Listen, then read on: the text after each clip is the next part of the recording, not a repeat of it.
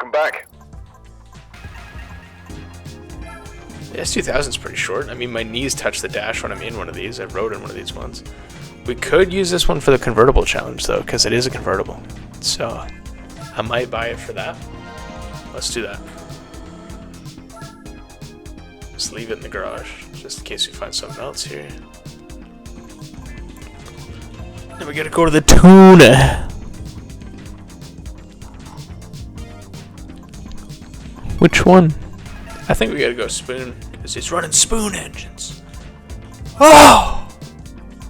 How much power can you get in them? 381, damn. Oh, that's not even the original turbo, I didn't even notice that. Okay, let's turbo it, screw it. I know it's 30 grand, but we spent a lot of money in this episode. But we got an 8.6, we got an S2000, put a race exhaust on it, we're not going to touch anything else. So it's going to be just stupid powerful. And it should sound good with that exhaust, so let's do some convertible stuff.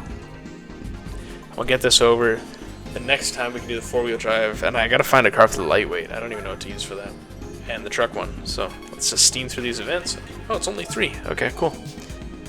Such a range of cars in this event. And I hate that you race with the top up. Like, that should be an option. I should be able to race with the top down if I want. It sounds pretty mean. Big turbo S2000. I mean, I rode in a buddy of mine named Cam, right? And his was full on, like, oh my god, this thing sounds like a Hayabusa. Oh my god. She's a ripper, brother. As I'm just getting ran into you. Leave me alone. Oh, I forgot to take traction control off. I'll have to do that next race. But I rode in one of these and it had like Takata harnesses and some sick bucket seats and stuff. And you know, I'm only like 5'11" on a good day. And I pushed that seat all the way back as far as it would go, and my knees were on, like, against the dash. And I was like, brother, you better not. I was like, don't let us get hit by anyone. I was like, I'm not worried about you crashing, because you know how to drive this thing, but, like, don't let us get hit by anybody, or else my knees are going to touch my mouth. Because I was, like, basically just up against the dash. But it was fun. He was, like, rev matching, ripping around. It sounded so good. It was so sick.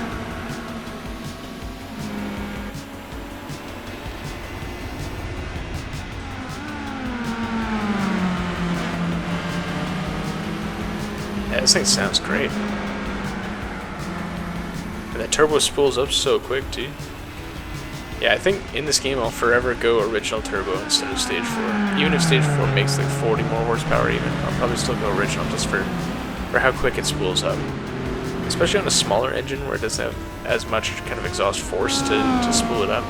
You know, if I was twin turboing like an Aventador or something, I'd go for big turbos and just go for peak power, but because it'll have enough exhaust to spool those up. But something like this little 2-liter motor, when I can shift, and by the time it goes into gear, it'd be basically full boost again.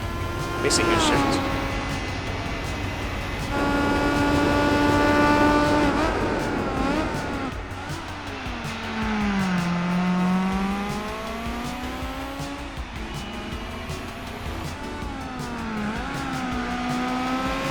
This is such a contrast in compared to the last, like, the front, I can't even talk, front engine, front wheel drive series. Like, that one I just hated driving it. I was bored, you guys are bored watching it, and then I get in this, and it's like, ripper.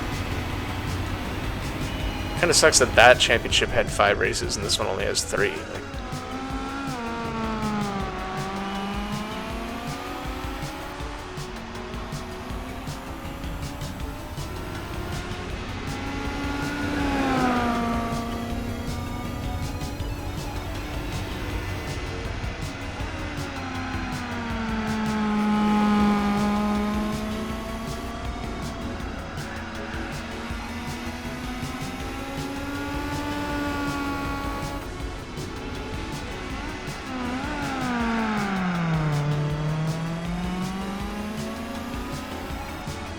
it just sounds so good. I just listening to it. I don't even want to talk.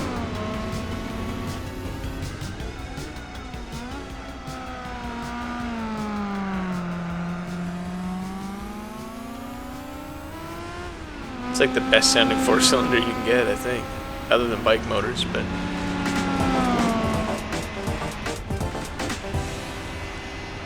I'm surprised the MG would finish second on that. I thought 350Z might.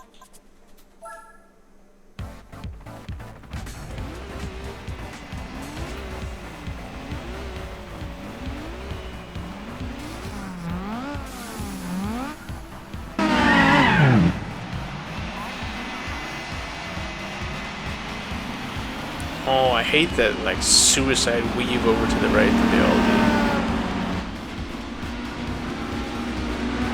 Just got rear-ended. Oh, let me through. Alright.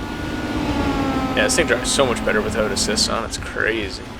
Then understeer assistance.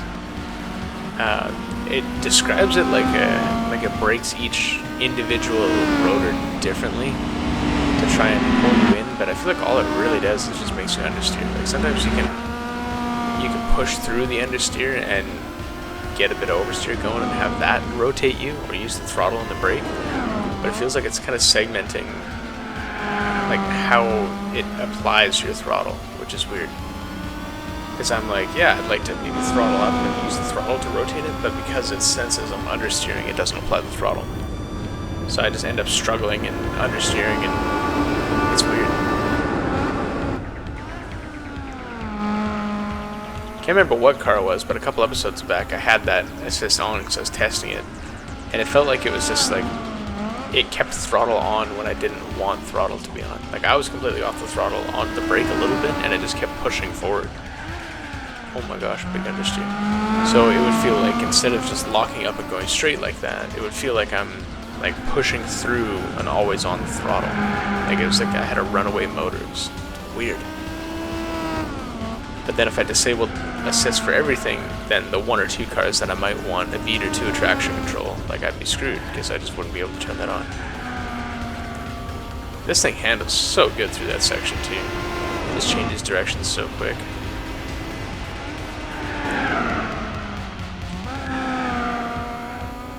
And I love this layout too. That first kind of weave there, so good. You can use so much of the track on the entrance and so much on the exit. You can just really flow it if you're trying to nail it.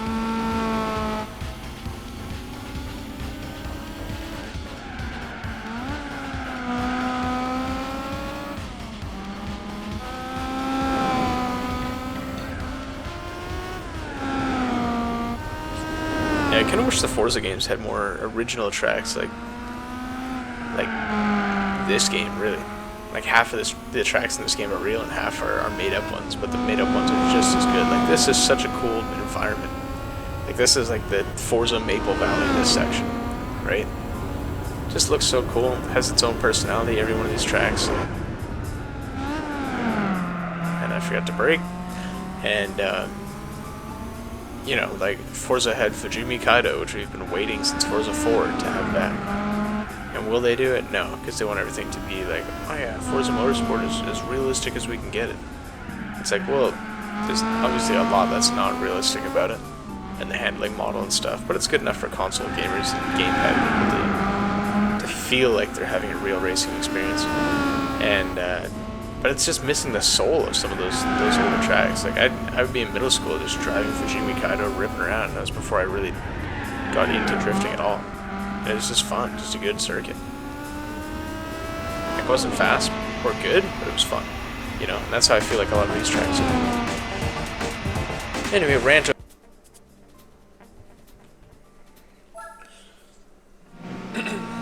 Alright, the Infineon Big Course. I like this track. You know, I'm a huge fan of the NASCAR layout instead. But, you know, I just love that big one giant corner with a ton of runoff that you can flow in. But I've started to kind of like this track a bit more over time. I'm still not, you know, the biggest fan of it, but I used to absolutely hate it. And I think it's mainly just that the one really long corner before the run down to the hairpin. And I just hated driving it, because you're just off throttle for so long waiting to front grip. If you're in something that's a bit heavier, you're just sitting there like, oh, can I punch it now? No. What about now? No. And you just wait. Because now I'm starting to get used to it and kind of use the brake to rotate the car a bit more as I just completely just do them out around the outside. Like this corner here. Like I would always come in, either come in too hot, and then not realize that you can actually kind of get the car turning early and be on the throttle pretty quick. As I get hit from behind, I think here at the inside. And you can run it all the way out here if you want.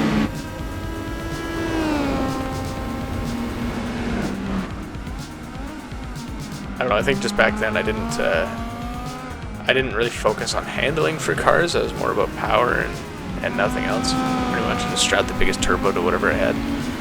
So, you know, like back then I almost just never did the convertible things. Like I don't think I finished doing the GT championship in the professional races because I just didn't. I would do all the special condition stuff, I'd use a bunch of stuff for that, and I'd get into the endurance stuff, and then I'd stop. Like I found my old save a while ago, and I had a bunch of endurance stuff done, which was cool, that I actually raced, and then, or B-spec'd back then. I probably would just set that off before going to school or whatever. And, you know, that's pretty much all I did. Whereas now I'm, like, actually trying to play through the game. I'm like, yeah, I should get some cars that handle, you know, maybe that would be cool. Crazy, who would have thought?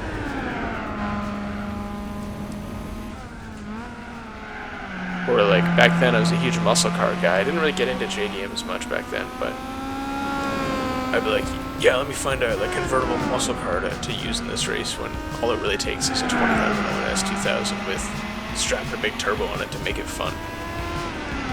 Like I probably could have done this without the turbo and just put some good tires to it, but you know, just rip around with turbo and it sounds sick. It's kind of one of the things I find about this game is that always, like, there's so many events that you can enter so many different cars in, and as long as you're good with just driving around like I am, like way ahead of the AI, you can drive like whatever cursed shit you want in almost any of these events and still like have a fun time just driving the car. And that's just because the sounds are good, like the engine is good, the physics, like all of that kind of stuff.